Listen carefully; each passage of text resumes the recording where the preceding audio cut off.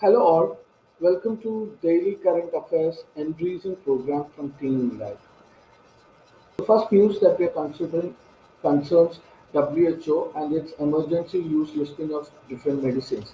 It has been in news because Covaxin has not yet been included in the list, and because Covaxin is not included, travelers from India wanting to travel to other countries might not be allowed because these countries might insist on getting vaccine certificate from those vaccines that are listed within this emergency use list. So that is the whole news. But what are the topics that we have to study under this news?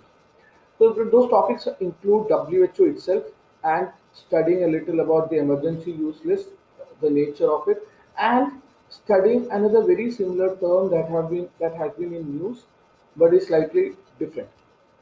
Okay, WHO is a specialized body headed by a Director General based in Geneva. Emergency use listing is a provision whereby WHO checks the clinical trials of various medicines for its efficacy, safety, and quality, and guarantees a basic minimum level of efficacy and safety so that the safety regulations and regulatory approvals for such medicines can be expedited by other countries. And some examples of emergency use listed vaccines include Covishield by AstraZeneca, Pfizer vaccine, and Moderna vaccines, etc. That is that is the first part. Second part is what is emergency use authorization. Indian government has been allowing certain medicines uh, and their use under emergency use authorization. This is done by CDSCO, which is the Central Drug Standard Control Organization, and it comes under the Ministry of Health and Family Welfare. Certain medicines that have been allowed emergency use authorization include Remdesivir, Favipiravir, and Sputnik. Now, this is a complete, although these are similar terms, this is done at a national level by CDSCO, this is done at the international level by WHO. These are important things that we have to know in the context of this news. Now, moving forward, next news is about POSCO.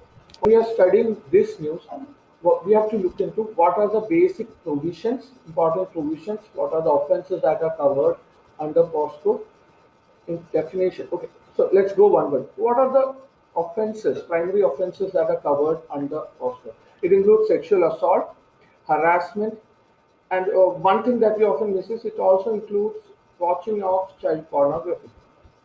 Just note it. So sexual assault, child abuse, watching of child pornography, all these are offences included within POSCO. What are the important provisions? One important provision is the definition of child itself. Child is defined as any person under 18 years of old. Other thing that you have to know here is one important def- one important distinction that the Act makes. The makes Act distinguishes certain people as people from position of trust, and it categorizes it as aggravated crime. People from this people such as teachers, such as policemen or doctors, people who are in position of trust in the society, if they are convicted under this act, their crimes are considered as aggravated crimes and punishment is more stricter, punishment is more harsher. This is one thing that you have to know. And you should also know that special trial courts are allowed under this act for the speedy trials of this case. Then there is this clause of mandatory reporting. Any person who has any know-how of a child being mistreated sexually uh, or being abused sexually has to mandatorily report it, or that person can also be charge sheeted under under the POSCO Act for not reporting despite knowing it. Okay, then you have another important thing. Monitoring and implementation of the Act is done by NCPCR. This is important. NCPCR is the National Commission for Protection of Children Rights, Child Rights. The whole act and its implementation comes under the Ministry of women and child development. So these are the things that you have to know. Moving on. GST Council. This is an important topic that you have to do with. GST Council is a constitutional body. What are the important areas that you have to study? GST Council is a constitutional body. You have to study the amendment which allows it to become a constitutional body. 279A is the article which allows it, and the President constitutes GST Council under this act, under this article. President is responsible for constituting the council. Then you have the composition. You know that it composes of Union Finance Minister and all the state finance minister mainly. The chairperson being the Union Finance Minister. This is something you can get wrong. You have to know the Union Minister is the Union Finance Minister.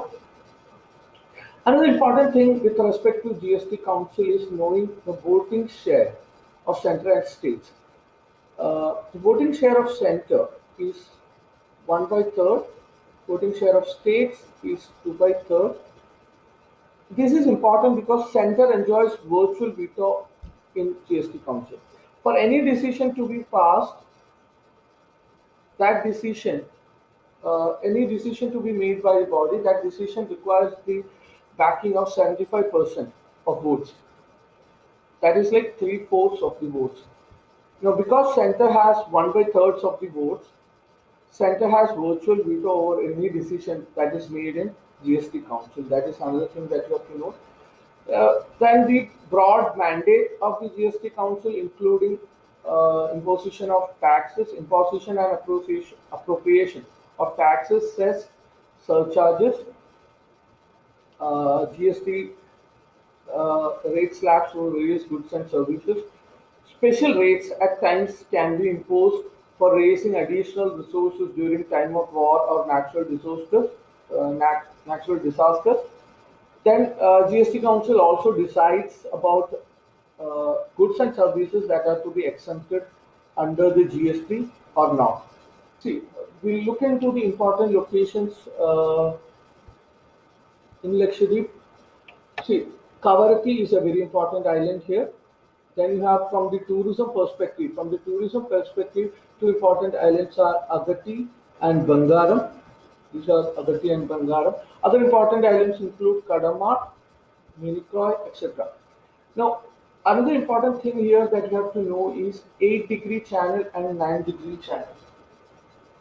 8-degree channel is the channel that separates Minicoy from Maldives.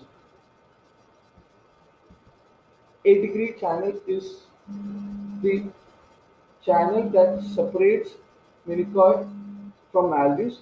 You have 9-degree channel here. 9-degree channel is a channel that separates main group of Lakshadweep Islands from Minicoy.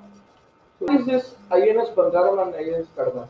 INS or Indian Navy has this tradition of naming its vessels after prominent islands. So one of such vehicles is INS Bangaram and the other is INS Kadamar. You should know that INS Kadamar is an anti-submarine corvette and INS Bangaram is offshore patrol vehicle. So see, as much as possible, you should study all the aspects, geographical application and other aspects of Lakshadweep. I'm just giving you an idea of how and what are the directions you can prepare for a particular topic. That's all for today. We'll see you with more topics tomorrow. Thank you.